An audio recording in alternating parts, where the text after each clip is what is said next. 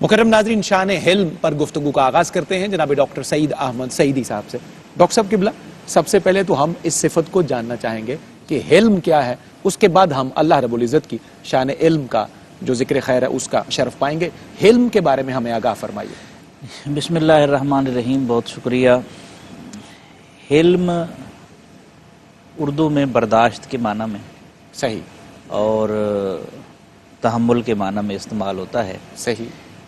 عربی زبان میں جب غضب اپنی انتہا کو پہنچا ہوا ہو اور قدرت بھی حاصل ہو، ایسی حالت میں اپنے اوپر ضبط کرنے کو حلم کہا جاتا ہے۔ اللہ اکبر، اللہ اور اکبر۔ یہ اللہ کی وہ صفت ہے جس کی وجہ سے یہ دنیا بچی ہوئی ہے۔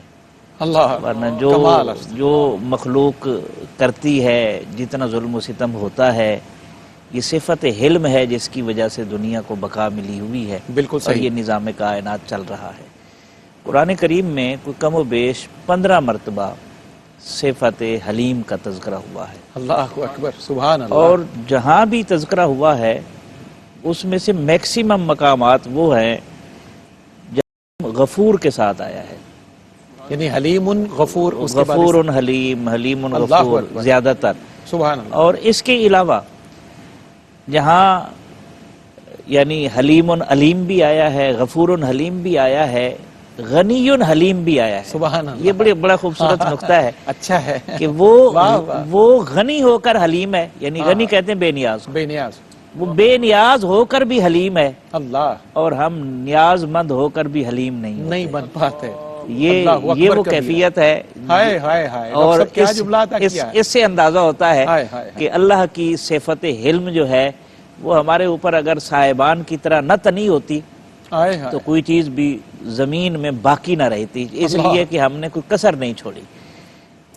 حاکم شہر کی اس بند گلی کے پیچھے ہائے ہائے، میں نے ایک شخص کو خون اگلتے ہوئے دیکھا، اللہ، تم تو کہتے تھے کہ ہوتے ہیں درندے ظالم، میں نے انسان کو انسان نگلتے دیکھا۔ اللہ اکبر۔ جب نوبت اس حد تک پہنچ جائے تو یہ صفت حلمی ہے جو ڈھیل دیے جا رہی ہے، اور ہم اس ڈھیل کا ناجائز فائدہ اٹھاتے ہیں۔ اللہ کی پناہ مانگنی چاہیے۔ اللہ اکبر، اللہ اکبر۔ بہت شکریہ ڈاکٹر صاحب، بہت خوبصورتی سے آپ نے آغاز کیا۔ علامہ صاحب قبلہ، ڈاکٹر صاحب کے اس جملے نے تو خوب لطف دیا ہے، اور اندر بھی ایک عجب عالم ہے کہ وہ بے نیاز ہو کر بھی حلیم ہے، اور ہم نیاز مند ہو کر بھی حلیمی سے باہر نظر آتے ہیں۔ کیا پر لطف جملہ تھا ڈاکٹر صاحب کا۔ میں چاہتا ہوں یہیں سے آپ آغاز فرمائیے۔ بسم اللہ الرحمن الرحیم، الحمدللہ رب العالمین، والصلاة والسلام علی اشرف الانبیاء والمرسلین وعلی آلہ وصحبہ اجمعین، وَاعْلَمُوا أَنَّ اللَّهَ غَفُورٌ حَلِيمٌ۔ اللہ نے قرآن پاک میں فرمایا کہ جان لو کہ اللہ بخشنے والا اور حلیم اور بردبار ہے اور تحمل والا ہے۔ اب بات وہی ہے کہ اس کی شان حلم جو ہے، اگر یہ جلوہ گر نہ ہو تو نظام کائنات نہیں چل سکتا، نہیں چلتا۔ اللہ رب العالمین کی صفات کا ہم ذکر کرنے کا شرف حاصل کر رہے ہیں، اور ان صفات کے ذریعے ذات تک رسائی کی کوشش کرتے ہیں، اور ہمیں حکم بھی یہی ہے کہ اس کی ذات میں تفکر نہ کرو، اس کی صفات میں تفکر کرو۔ اللہ اکبر۔ تو جب صفات کی معرفت حاصل ہوتی ہے نا، تو پھر فرمایا گیا تخلقوا باخلاق اللہ، جو اللہ کی صفات ہیں ان کو اپنانے کی کوشش کرو، سبحان اللہ، اور ان میں اپنا حصہ ڈھونڈو، اللہ اکبر۔ اور پھر یہ بھی تلاش کرو کہ کون سی صفت سے تمہیں کوئی حصہ ملا ہے۔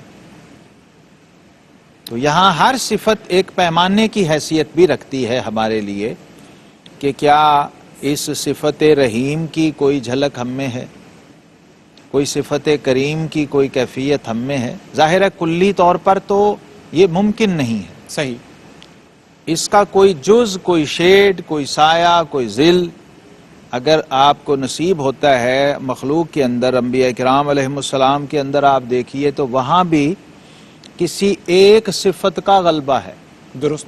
اور ایک صفت کا بھی کمال نصیب ہو جائے کسی کو تو وہ صاحب کمال ہے، وہ کامل ہے بندوں میں اور مخلوقات میں۔